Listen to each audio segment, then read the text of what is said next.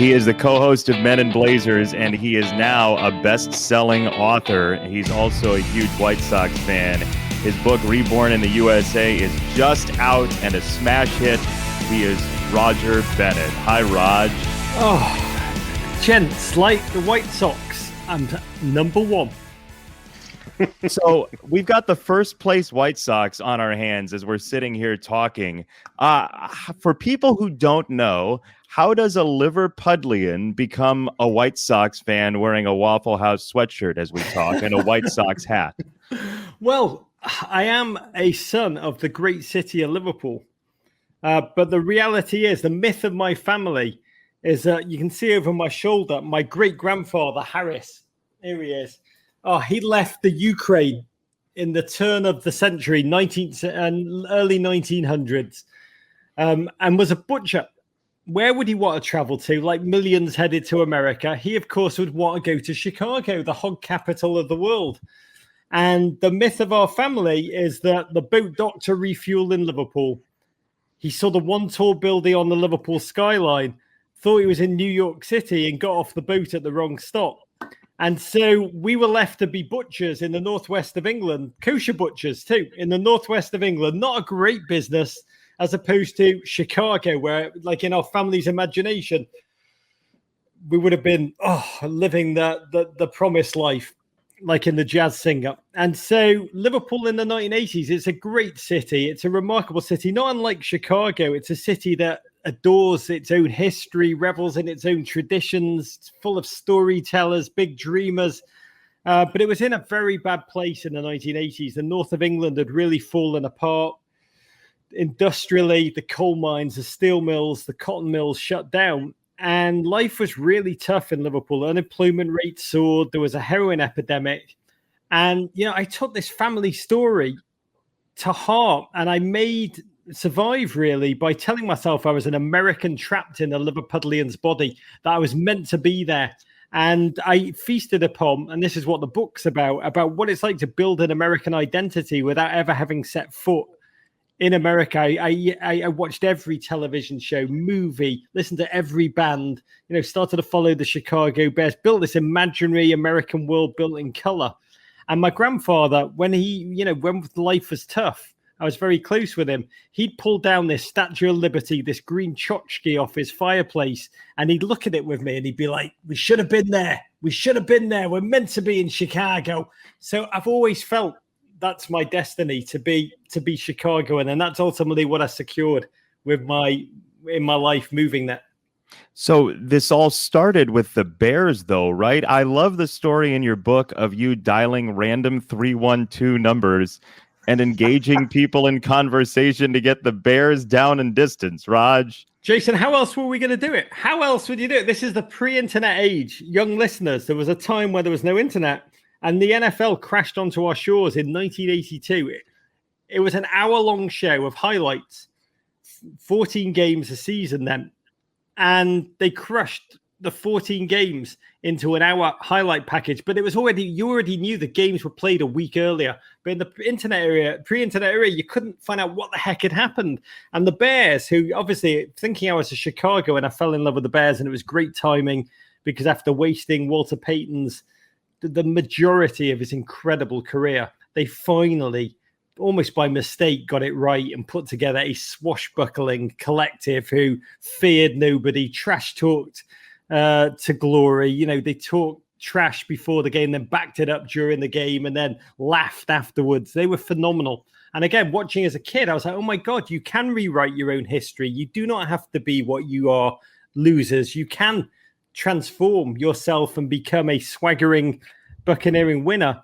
And I'd follow along, and I knew the games. They were undefeated game after game during that incredible season. I couldn't wait any longer to find out what did they do this week. So with my best friend, Jamie, in his house, please note, not my house, because my dad would have murdered me with the phone bill. We used to, during game time, we knew it was Sunday afternoon in Chicago. We would just dial random 312 numbers. My God, just the thrill of hearing the American dial tone like we'd heard on movies and television shows was just like, oh my God, it's ringing. And then someone would answer, hello? And we'd be like, hello, how are the Bears doing? And God love Americans, because instead of being like, who are you? Or what the hell are you doing? Or why are you calling?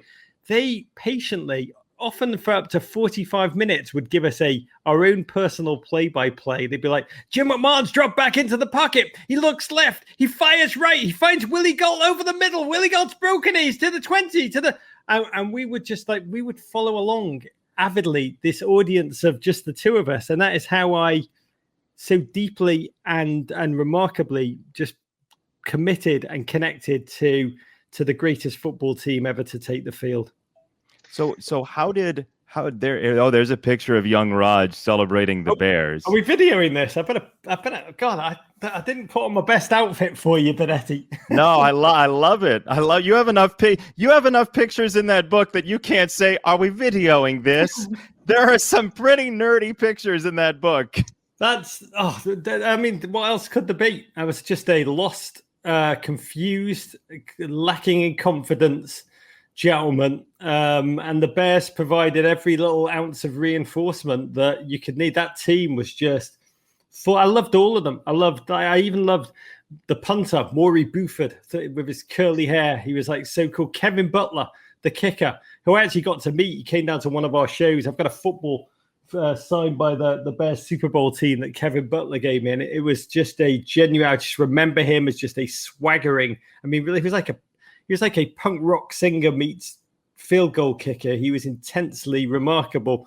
I'm all of them. I just adored Matt Suey, the fullback, who I actually met once I'd moved there. Just a joyous, remarkable, deeply intelligent human being. I mean, I loved each and every one of them. Obviously, William Refrigerator Perry hung over my bedroom wall. As a kid, soccer was everything, football, and I had Everton pictures all over my bedroom wall. But slowly, as my love affair with America took over, I took one poster down, replaced it with a Willie Gault poster, took another one down, replaced it with a Michael Jordan poster that someone had sent me. I took it, and slowly my whole bedroom became a shrine to America. But it was William Refrigerator Perry who hung over my bed, and I had on my wall painted the Manhattan skyline, a very terrible painting of the Manhattan skyline, and the Statue of Liberty, where the painter forgot that she had an arm and then kind of just jammed it in awkwardly.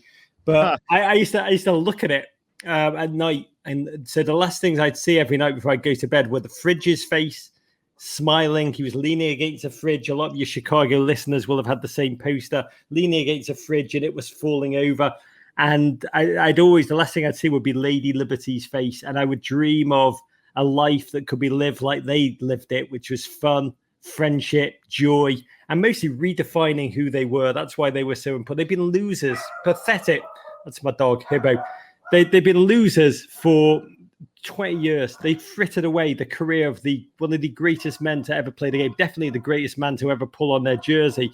And to watch them look at their own fate, their own self-sabotage, their own trauma, their own dreams and broken dream cycle was incredibly, profoundly validating as a kid. So how did a misguided disembarkment in Liverpool from a Ukrainian outpost to Walter Payton and Refrigerator Perry become eventually this honestly lovely White Sox fandom that you hold so deeply in your heart? So I've written a book about that, Jason Benetti. It's called Reborn in the USA, because it's hilarious to me that all of this has happened. Like, I've learned while releasing this book that it's a very common, my book is very specific to me, this crazy dreaming, this fever dream, these totems of Americanness that seem on the surface flip. Like, I used to watch Miami Vice, Don Johnson, and I would just when I say he was just an incredible hero, it sounds ridiculous. But I needed to know, like, when I watched that, when that kicked onto the television, that drum rattle at the beginning, like gunshot, and you'd sit back and you just, that opening montage, it was just like cool buildings, palm trees, bikini buttocks, the horses running, more bikini buttocks. And you'd be like, what is this life? I was like, beaches were freezing cold, miserable. There were always chemical sea lapping against them and dead sheep bouncing up and down. I was like, what? There's happiness. There's people smiling. People seem to be enjoying themselves over there. And Don Johnson, I said right in the book, like I was like, Mum, what is that color he's wearing? She'd be like, I don't know. I've never seen it before. We found out it's teal. Teal had not even been invented in England yet. We were like, whoa, what is that thing? And you would watch Don Johnson as a 15-year-old and you'd just be like, oh my God. I am lost and I don't know how to be in the world, but this guy showed me. It was like Miami Vice was about narco drug dealing in Miami, only in the same way as Animal Farm was about horses and pigs. On a deeper way, it was saying to 15-year-old boys, this is how you should be in the world, which is always be yourself, whether you're going on a date or you are going to take down a narco kingpin in a massive shootout on the edge of town. Wear the same thing. There's no need to put Kevlar on. Why would you do that? Why would you put protective headgear on when you can wear a periwinkle t-shirt with a jacket with shoulder pads, your sleeves rolled up, some linen pants, multi-pleats, no socks, and espadrilles. And what Don Johnson was saying, he was saying, always be yourself. Have a singular style. Don't care what anybody says to you. Stick with it and just bring yourself into the world like that. And again, I'd watch that, so I'd be like, holy bloody crap. So that's what America was to me. I was feeding myself with just like John Hughes movies. The movie Diner was mind-blowing. Cheers. I wanted a bar where everybody knew my name, where you walked in and people were like, Rog!